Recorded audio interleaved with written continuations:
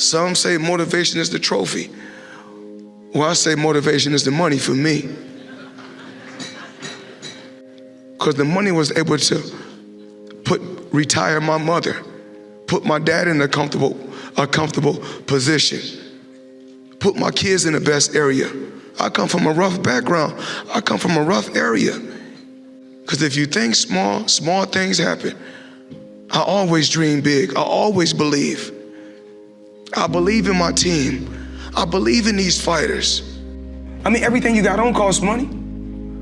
Everything you do costs money. You can't take your wife on a date for free. And I'm a good person. And I call a spade a spade. Money don't make me, I make money. And without money, I'd be the same person. I fought so many fights for free. You know, I'm always thinking, how can I get better? How can our company grow? How can I continue to teach people around me how to fish? And I don't want to fish for them. We teach you how to become entrepreneurs. And if we can't, we want you to be the best that you can be if you're up under the banner.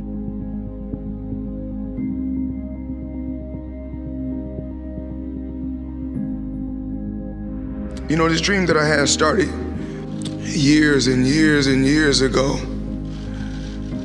You know, no matter what my dad did, you know, because he done whatever he had to do to give me a finer life, to give me a better life, to give me the best life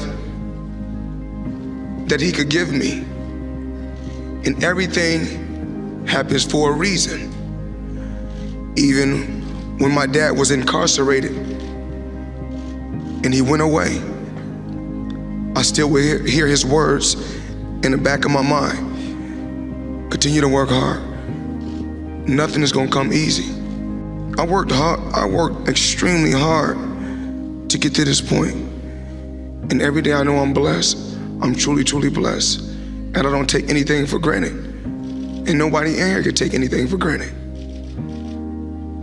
Yes, everyone sees, you know, us on All Access, or when I was with HBO 24/7, they see all the flashiness, all the talking, the trash talking. I had a game plan. And when I say TBE, it's no disrespect to no legendary champion, because every fighter that's in this room has to feel that he's the best. If not, you in the wrong sport. People don't understand what it takes. These young fighters come in the gym at 4 and 5 in the morning and work and bust their because their ultimate goal is to surpass y'all legends, because they want to become legends. It was written in the history books for all of us to be here today. For me to speak my mind and say what I want to say. For me to speak from the heart. Every day, I would come home and watch every legendary champion. Every champion. Larry Holmes, Sugar Ray Leonard, Marvin Hagler, Mike Tyson, Roberto Duran, Michael Dokes, Eddie Mustafa Muhammad. I mean, this list goes on and on. And I always wanted to, you know, it wasn't one fighter I wanted to be like. Some days I wanted to fight like Leonard. Another day I want to fight like Hagler. But then I want to have a style like Tommy Hearns. But then I want to be a killer like Mike Tyson.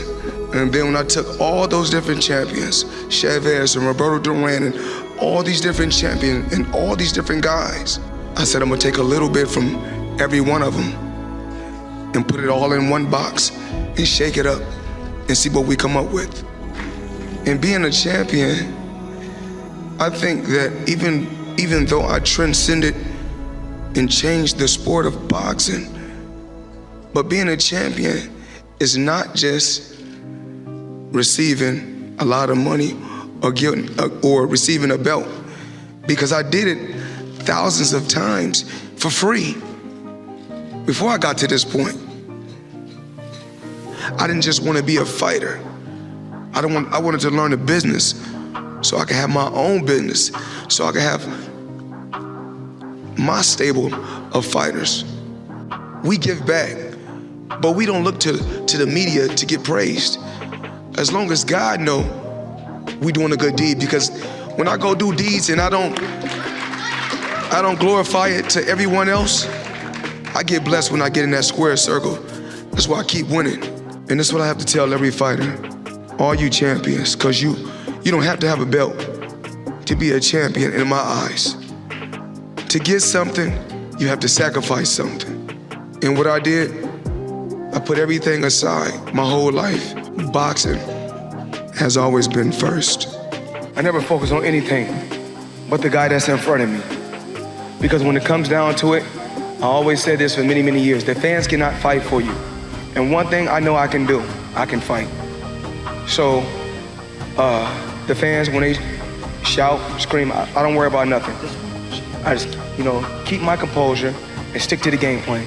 Constantly keep coming ahead, pushing him back. When he first come out for the first 20 seconds of the round, when he go back to his corner and he sit down, I said when he come out, he gonna come out for 30 seconds and fight hard, and then he gonna break. And once he break, that's when I'm gonna shoot a hard shot to the body, hit him with a hard shot up top, and keep pushing him back. Remember, I told you guys, weight doesn't win fights. Fighting wins fights. And then, when I said talking doesn't win fights, fighting wins fights. Meaning that when we was on when we was on stage for the weigh-in, I don't have to do no more talking. We fighting tomorrow, so I did enough talking on our tour, basically. So everybody said, "Oh, Mayweather, you was talking on the tour." Okay, I did a lot of talking on tour, but now it's time to fight. And life is priceless, and your health is your wealth. So a lot of times they say, "Floyd, once you stick around boxing, you can make this and you can make that, you can make this." 2 years off, I could have made a ton of money. But remember, your health is your wealth. I never wanted, as far as, making weight, when you asked me about Gervonta, Tank, making weight, he's young. But when I was young, I think I would have made those same mistakes if I didn't have my father in my life. Just being a coach that was extremely hard on me. I think that if he didn't discipline me in boxing, I don't really know where, how my career would have played out. I didn't want to slack, and I didn't want to seem irresponsible or not disciplined. So that's why I always you got to sacrifice something to get something. So that's why I've always made sacrifices to get to a certain level. And to get to the pinnacle, you got to make sacrifices, and that's what I did. My ultimate goal was to become a $100 million fighter. Once I seen guys like when Mike Tyson, and I seen it myself with my own eyes. When I seen that Bentley at the boxing gym, and I seen that diamond Rolex, I said, I want that. And I knew what it took.